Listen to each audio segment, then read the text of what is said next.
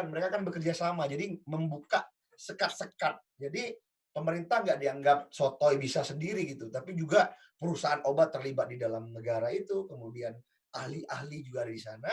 Mereka justru mau memutus pakem-pakem yang eee, normal dalam merilis apa namanya itu, vaksin.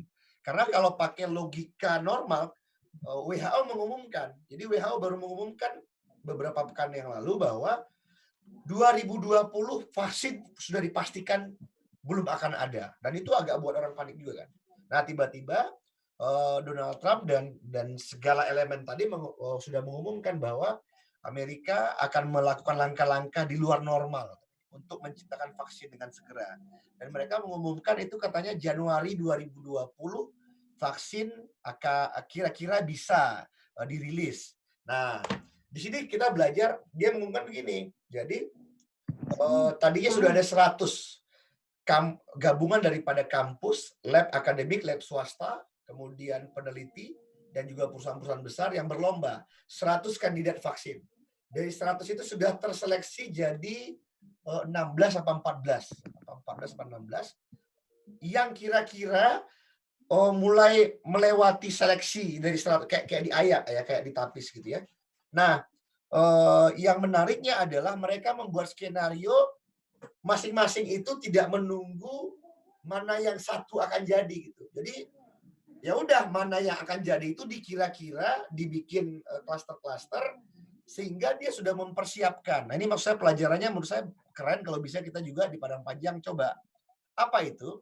Jadi meskipun vaksinnya itu belum jadi, untuk teman-teman mungkin bisa share di sini, buat vaksin itu tidak seperti buat sate Padang gitu.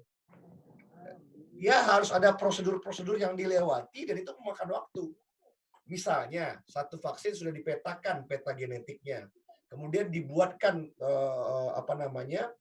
virus yang dilemahkan. Dia kan nggak bisa serta-merta dirilis, dia harus dicoba dulu. Dicoba nggak bisa langsung manusia. Dicoba misalnya di tikus. Tikusnya 7, 10, 14, kemudian 1000. Baru nanti dicoba lagi ke hewan lain, babi misalnya. Setelah itu baru ke manusia, manusianya 1, 10, 100. Dan daya tahan satu tikus saja jadinya 2 minggu. Tunggu lagi 2 minggu, 3 minggu. Kira-kira peneliti mengatakan nggak bisa setahun. Tapi yang menarik dari yang disampaikan oleh Donald Trump kemarin adalah, ya udah kita nggak peduli, kita tunggu. Tapi kira-kira gini, mereka udah siapin pabrik-pabrik untuk nyiapin suntiknya, siapin suntik sebanyak penduduk Amerika, siapin keramik untuk vaksinnya sebanyak penduduk Amerika kali 2 kali 3. Jadi udah siap, tinggal kalau vaksinnya udah jadi tinggal dimasukkan ke dalam peralatannya, kemudian ya segala paket untuk menyuntikkan vaksinnya itu kan nggak mudah juga ya. Cara berpikir itu kan cara berpikir yang di luar kotak, nggak menunggu jadi gitu. Nah, ini yang menurut saya learning curve yang bisa diambil dari sini, yang negara katanya negara maju ya, mereka juga gagap tapi kegagapan itu nggak membuat kita harus gugup gitu ya. Awak kagok tapi kan nggak gugup gitu ya. Mungkin itu. Dan juga yang jadi pertimbangan, oh iya sama soal itu asimptomatik tadi dok. Itu juga jadi konsumsi publik di sini. Karena apa? Ternyata sifat daripada COVID ini ya more than di situ tuh kemarin ada rilisnya tuh more than 40% itu asimptomatis. Jadi kita kena, kita nggak tahu kita itu kena gitu loh. Dan itu menyebabkan kalau orang yang apalagi dia orang muda, dia berpeluang kena, tapi dia bisa jalan-jalan. Bayangkan seandainya dokter Desi tadi tidak diperiksa lab, dia nggak tahu dia sakit loh. Dan dokter Desi misalnya seorang anak muda kayak Erik misalnya, yang kuat main-main kapasa, pai-pai menerima orang, dan itu, nah makanya istilahnya di sini tuh yang rentan adalah the most vulnerable people gitu. Ada yang orang-orang yang vulnerable itu ditandain. Mereka harus sadar kalau dia udah punya penyakit turunan, ada yang jantung, ada yang gula, hipertensi, apa segala-gala. Nah, itu yang harus direm-rem untuk beraktivitas. Kira-kira seperti Ya, itu ya. Kira-kira seperti itu. Iya, iya. Ya mungkin kawan-kawan dari Samudra silakan tanggapi atau kawan-kawan dari Nakes. Sebelum menanggapi ini selamat datang buat Kak Ririn Fitrayani yang baru saja keluar hasilnya Kak ya. Alhamdulillah negatif Kak ya. Alhamdulillah. Alhamdulillah. Kak Ririn ya, Ore. Kenal Nak, kita kan sama dulu kan. Iya, jadi Uni Ririn ini nakes juga dia. Oh iya, nakes juga nih. Nakes. Jadi nakes Ririn. Iya. Kalau tadi ada perantau jauh Bang, ada perantau dekatnya nih Bang. Iya, Saya iya. perkenalkan juga Hafiz Abdul Hakim. Kalau Hafiz terkenal ya. Kalau Ririn hilang-hilang timbul. Miftah Yubana kawanku, sukses kawannya. Nah, biasa. Apa gini? Kalau kasihan duit di lambuan ombak.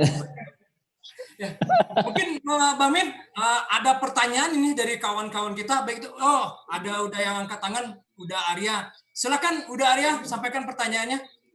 Bang Mir. Ya. Gini nih Bang. Ini kayak yang tadi disampaikan sama Bu Dr. Desi.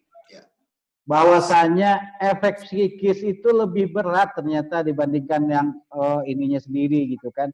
Nah, kita sebagai masyarakat di Kota Padang Panjang gimana nih Bang kira-kira bisa menyikapi ada saudara kita yang ternyata terpapar COVID gitu kan, dan ada tetangga kita. Nah, ini kan masih seperti apa ya kalau untuk di Kota Padang Panjang Bang, bisa kasih arahannya buat kita yang di Padang Panjang ini Bang, kira-kira bagaimana Bang?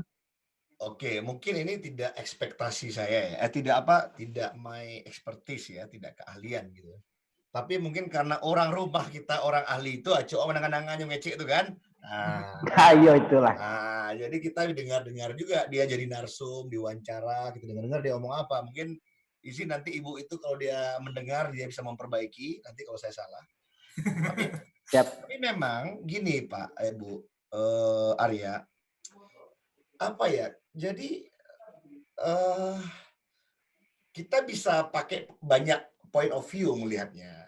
Kalau kita pakai pendekatan sains, oke, sains ya, sains berpikir sekuler gitu tanpa melibatkan agama misalnya. Ya udah, ini adalah satu pukulan bagi peradaban manusia, semua kena. Apa? Mental, spirit, fisik, kemudian ekonomi, daya tahan sosial ya, semua kena. Nggak usah, saya bisa membayangkan, jangankan dokter yang terpapar tadi dokter Desi ya, yang terpapar dan akhirnya mengalami nggak enak gitu, kira terjadi situasi batin yang nggak enak gitu. Itu beliau tuh udah masuk akal aja tuh kalau beliau jadi nggak enak secara psikologis. Kita aja nih yang di lockdown bisa kena depresi. Iya betul. Iya. Bayangkan, bener kita aja yang di lockdown, nggak keluar rumah, setiap kayak Ambo misalnya.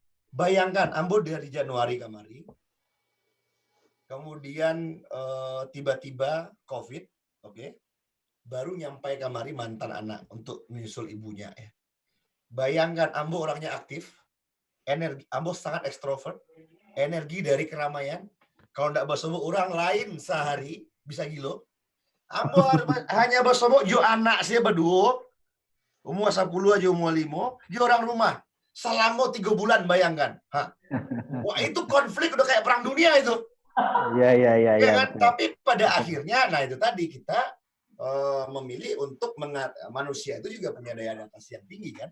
Artinya ternyata setelah Ambo mengalami itu sendiri ya, dia berpulang kepada kita pilih mau jadi yang perang dunia atau berdamai kan aja, pilih berdamai ya kan.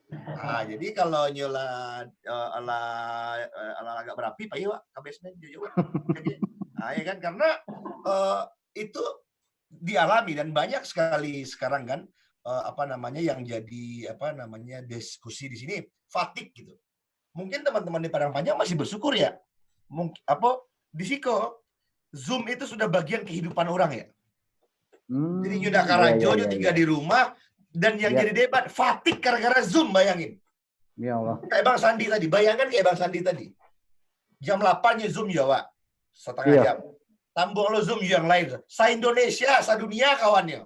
Fatik, stres, tiba anak mangga dua. Nanya tensi. Nah, artinya itu memang, cuman problemnya adalah kan tidak kita sendiri yang mengalami. Seluruh dunia mengalami. Nah, tinggal kita mau pilih yang mana? Kita mau pilih berdamai, itu makanya ada istilah itu kan. Berdamai dengan ini, atau kita terus mau memilihnya secara negatif. Jadi itu satu ya. Tapi kan kalau yang kedua ya kita orang Minang, orang Padang Panjang, selama di Mekah ya kita kan punya nilai-nilai keislaman lah kan ya.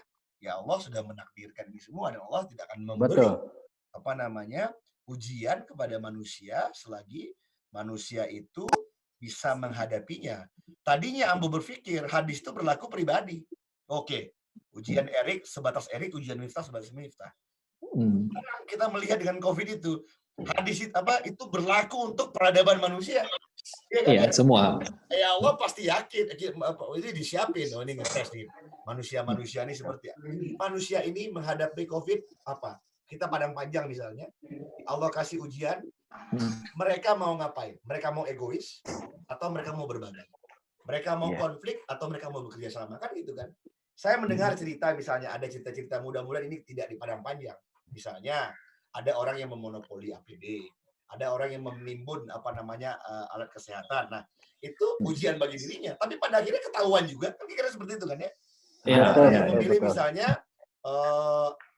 orang cenderung ketika dia mengalami goncangan ini untuk Ambo Surang kita orang. Tapi pada akhirnya ternyata nature manusia nggak seperti itu. Ternyata manusia itu ketika makin dia ditekan dia makin bekerja sama. Nah, ini yang mungkin juga harus jadi acuan juga untuk kita di Padang Panjang. Nah, ini inisiatif yang baik ya, Rick. Menurut udah bagus sekali.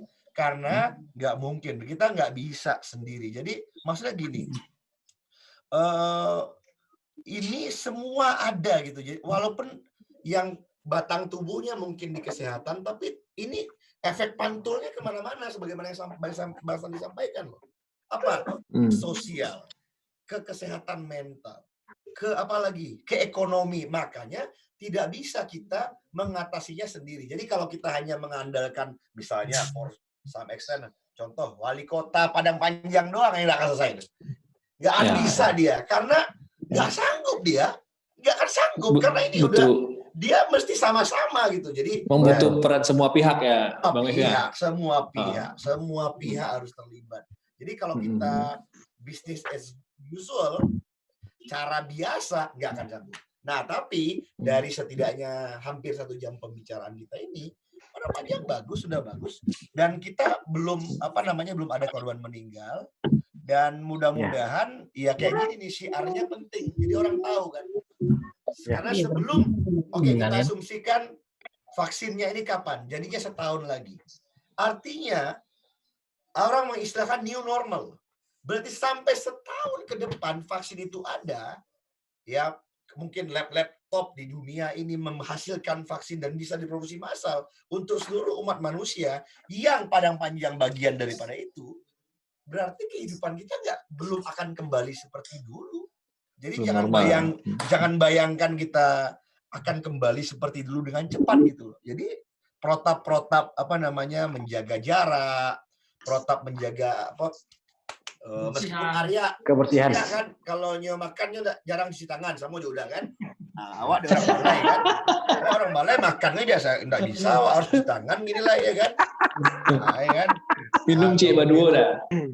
Ayo, minum cik baduo ya itu bagian dari berarti kita mesti merubah habit. Nah, itu yang orang bilang new normal. Ada perubahan habit. Jadi boleh kita berkumpul, tapi mungkin less 10, less 50. Jadi kalau di Amerika tuh gitu. Jadi nanti ada fase 1, fase 2, fase 3. Kalau fase 1 orang boleh kumpul less 10, less 20, less 50. Jadi mungkin gitu. Selama setahun ke depan ya kita harus seperti itu gitu. Ya. Siap. Nah, terima kasih udah. Mungkin tadi dari Arya pertanyaannya kita gambarkan bagaimana. Sorry ya, Iya. mungkin kalau Budi baru kenal aja Ambo kan memang suka mengecek. Cie ditanya Arya Saratio aja banyak. Jadi moderator harus bisa menghentikan Ambo mengecek kalau itu. Kali dia baca mana? Iya. Dapat tanda nanti gue kali baca mana. Iya. Cuman Bang Max tapi Budi nak dapat dong. Iya, iya. Bang Max yang wartawan. Budaya warna semua dia ya. Iya. Oke dah. Oh, itulah tadi mungkin dari pernyataan udah bahwasanya Aristoteles sudah bilang bahwanya manusia itu adalah zon politikal, adalah makhluk sosial. Mungkin ada pertanyaan lagi dari kawan-kawan kita, mungkin bisa diacungkan tangannya mau silakan dari Yori. Yori silakan diajukan pertanyaannya Yori. Luar biasa Budi, kau nyukutip Aristoteles. Pas udah senang membaca buku Aristoteles. Itu Marira. Bang Mayoritas dah, Budi dah. Oke, Yori silakan Yori. Siap, terima kasih dah. Assalamualaikum warahmatullahi wabarakatuh. Selamat malam. Waalaikumsalam. Rekan-rekan semua, terus Bu Dokter, terus ada Davis juga yang baru bergabung. Pertama mungkin Bos Minang Indonesia, ya? Bebas.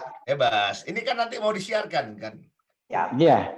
Mungkin pertama sama Bu Dokter dulu nih, Dokter Desi. Mungkin di sini karena konteksnya kita Zoom meeting, terus juga di record dan juga live di YouTube, mungkin bisa sampaikan Dokter Desi kira-kira kalau bisa dibilang tip and trick seperti apa buat yang simpelnya.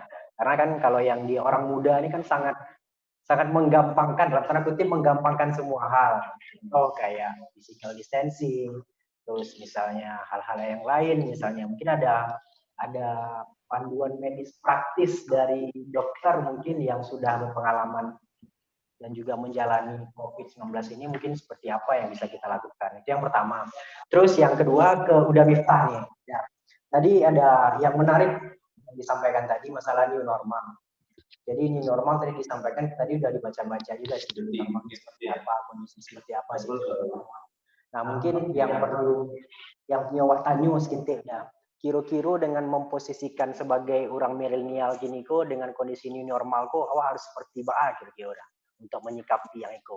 Mungkin dari menyikapi yang pertama waktu kondisi COVID kok sebagai generasi milenial harus seperti apa, dan pasca COVID kok apa yang harus kita persiapkan sebagai generasi milenial supaya bisa survive dengan kondisi yang udah kok. Mungkin gitu Budi. Silakan, makasih Dewi. Mungkin pertanyaan pertama kepada Dokter Desi, selanjutnya mungkin langsung disambit saja oleh Uda Miftah. Silakan Dokter Desi. Dok, izin Dok, mungkin saya nambahin Dok. Begini Dok, terus terang ya, kenapa saya semangat ini, Erik inisiatif ini, saya mau. Saya aja yang orang Padang Panjang di rantau, kebetulan saya ini kapal Padang Panjang, laki bini Padang Panjang nih. Itu tuh jadi gelisah juga di kampung Mbak Ako, Ransana Wak lah, Dok, Corona. Nah, dokter juga mesti jelasin nih Dok, supaya kami yang di rantau ini juga nggak gelisah Dok, mikirin orang di kampung Dok. Nah.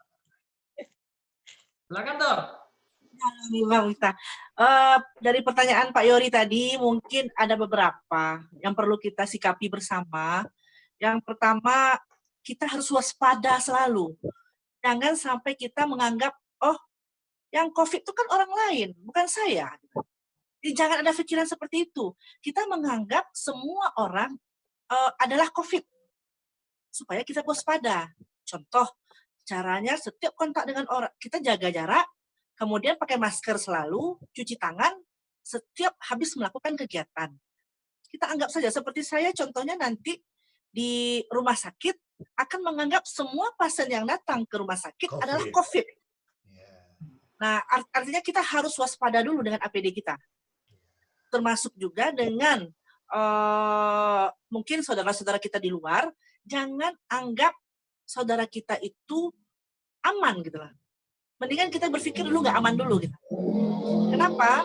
Karena di saat pengalaman saya sendiri, sebelum hasil swab saya keluar, tidak ada sedikit pun keraguan dalam diri saya bahwa saya itu akan positif. Saya merasa diri saya adalah negatif 100%. Di saat hasil keluar, itu sangat terpukul berat. Loh, berarti selama ini saya kontak dengan keluarga saya gimana dong? Nah, gitulah kira-kira Pak. Jadi, mendingan kita jaga jarak, lebih aware saja dengan COVID ini, orang lain adalah suspek COVID. Nah, mendingan seperti itu. Daripada kita menganggap diri kita sehat, tapi kita udah tular kemana-mana. Nah, itu dia. Ya. Itu prinsip yang pertama. Yang kedua, awak di kampung, kurang banyak orang rantau. Nah, itu mungkin menjadi sangat prihatin bagi kami adalah nakes. Kawan-kawan, lusanak-lusanak yang dari Jakarta, yang dari Masajo, yang datang pulang kampung. Nah, itu sangat menjadi perhatian khusus buat kami. Kenapa? Di saat teman-teman, saudara-saudara awak datang dari rantau, zona merah, red zone, itu perlakuan medis akan berbeda. Walaupun dia datang dengan keluhan COVID spesifik atau tidak. Contoh, datang ke rumah sakit dengan sakit kepala saja berobat datang ke dokter. Pulang dari Jakarta enggak? Iya, Bu. 1 minggu yang lalu. Nah, kita tuh udah sangat hati-hati sekali. Karena 80% asimptomatik. Seperti yang saya alami sendiri. Nggak tahu dia sakit. Iya, benar. Ya. Jadi yang jadi masalah sekarang adalah pasien-pasien yang mempunyai komorbid. Komorbid artinya penyakit penyerta yang memperberat. Nah, itulah yang berbahaya. Itu udah jelas. Itu datangnya ke IGD, rumah sakit. Contoh dengan datang sesak napas mungkin. Atau dengan batuk, atau demam tinggi. Kita bisa periksa labor, kita bisa periksa ronsen. Oke. Bagaimana dengan poliklinik? Bagaimana dengan puskesmas? Bagaimana dengan praktek dokter yang lain? Berarti sejawat kami yang lain juga harus lebih waspada menghadapi semua pasien yang pada saat sekarang ini lebih banyak pasien corona dari rantau. Ya. Jadi saya mungkin termasuk yang kategori di merantau. Dan zona negaranya merah. Merah. 80.000 yang meninggal di Amerika. Nah, bayangkan 80.000 ya. Berarti merahnya pakai ikannya. Nah, begini. Nesta kan nggak pengen pulang kan? Nah, begini. Saya mau sampaikan ke Ibu Desi. Saya sudah punya tiket pulang, Bu.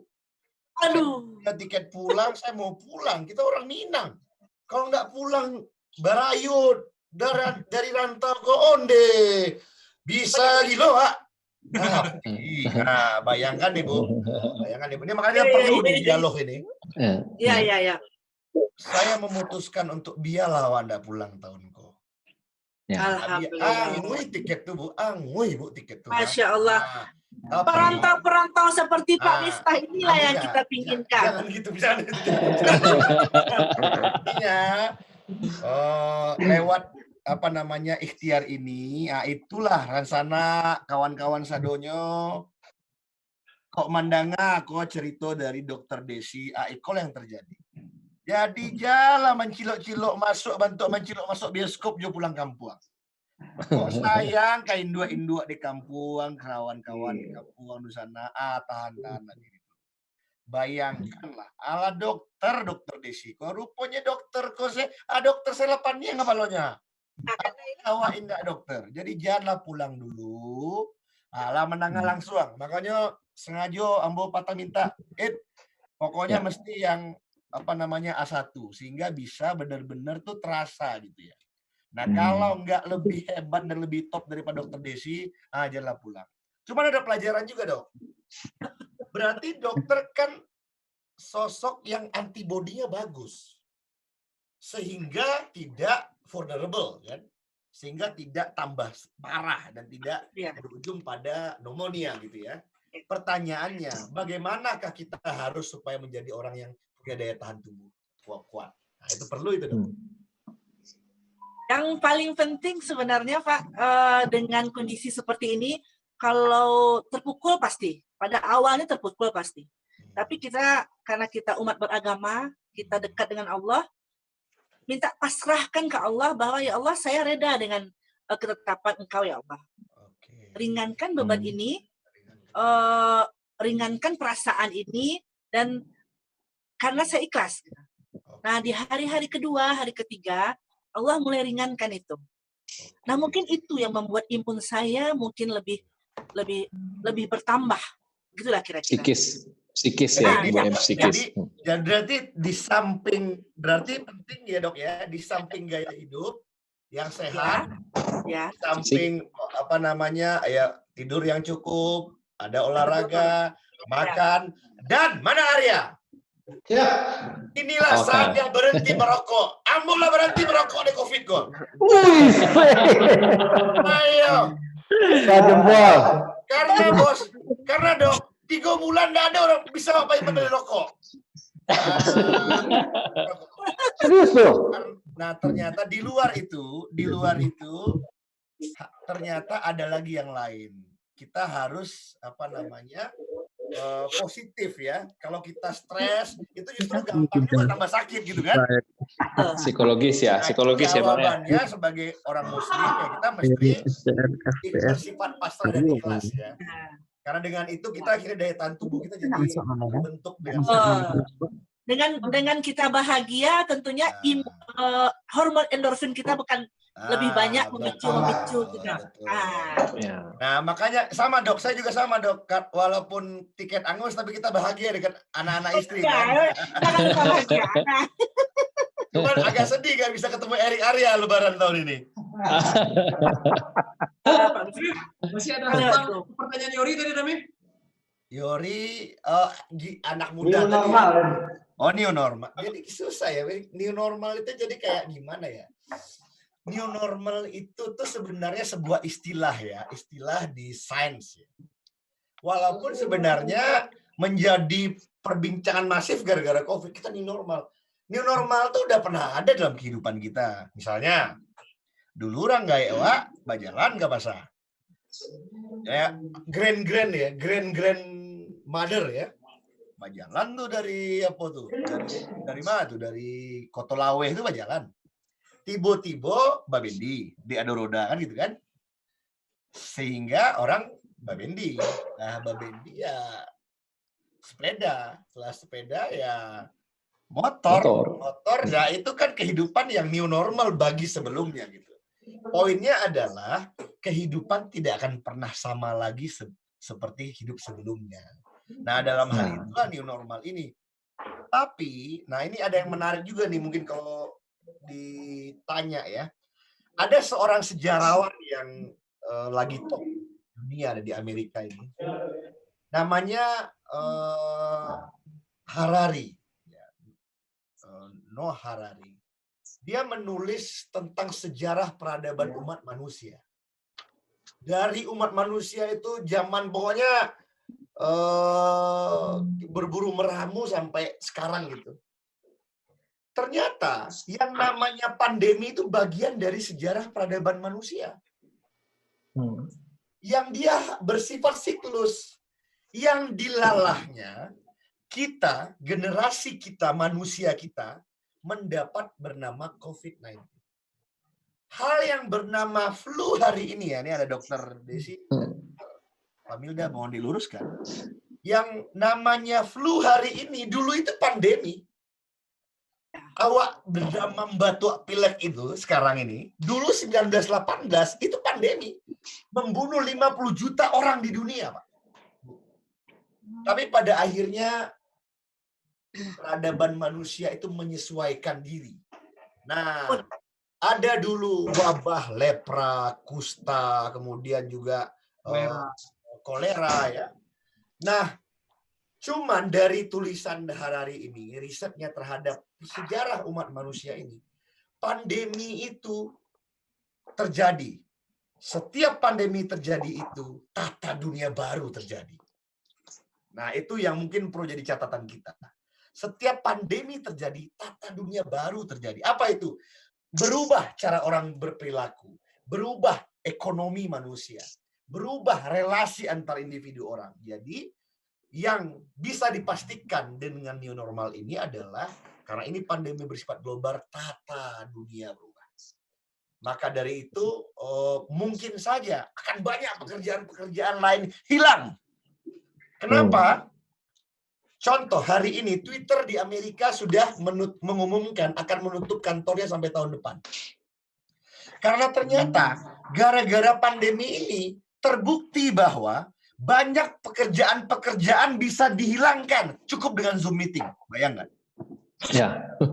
Jadi tidak perlu orang boleh. Cukup jadi di-cut. Karena ternyata bisa kita kerja dari jauh. Ternyata kita bisa rapat dari jauh. Jadi ada beberapa pekerjaan tertentu misalnya, tidak semua pekerjaan ya. Nah artinya kan itu contoh daripada akan ada yang berubah. Gitu. Akan ada yang berubah. Nah itu yang mungkin lebih penting untuk udah jawab Yuri. Artinya sebagai generasi muda ya ini dunia baru. Ya kita kayak gini misalnya. Kalau nggak ada pandemi kita nggak bisa rapat sama Sandi Uno di Padang Panjang. Ya kan kita yang lihat dia dari jauh aja gitu. Iya kan? Dan mungkin nggak kepikiran juga gitu ya. Tapi pada akhirnya kita bisa melakukan ini. Dan kita bisa mendengarkan masukan langsung dari orang. Penggunaan teknologi. Ya. Nah mungkin itu ya. Artinya saya sengaja menjawabnya sangat makro. Diangkat jauh ke atas. Jadi ya banyak contoh. Misalnya ada peraih Nobel sastra namanya orang dari Amerika Latin. Dia menulis misalnya gini, Love in the Time of Cholera. Itu jadi dapat Nobel sastra dia. Dia memotret ada bagaimana orang jatuh cinta dokter gitu ya. Ketika zaman kolera terjadi, membunuh juga almost jutaan manusia. Tapi bagaimana nanti proses peradaban manusia beradaptasi terhadap itu? Sakit-sakit kayak cacar gitu. Ya, dokter juga tahu. Dulu kan pandemi, orang tuh cacar itu membahayakan. Tapi akhirnya peradaban manusia ini bisa menghasilkan vaksinnya dan sebagainya. Jadi new normal itu kira-kira itu ya. Bahwa hidup tidak akan kembali lagi seperti sedia kala. Jadi kita punya cara hidup baru dan kita mesti adaptasi. Tapi nggak usah khawatir. Sejarah peradaban umat manusia juga membuktikan bahwa manusia itu makhluk yang paling bisa beradaptasi. Ya.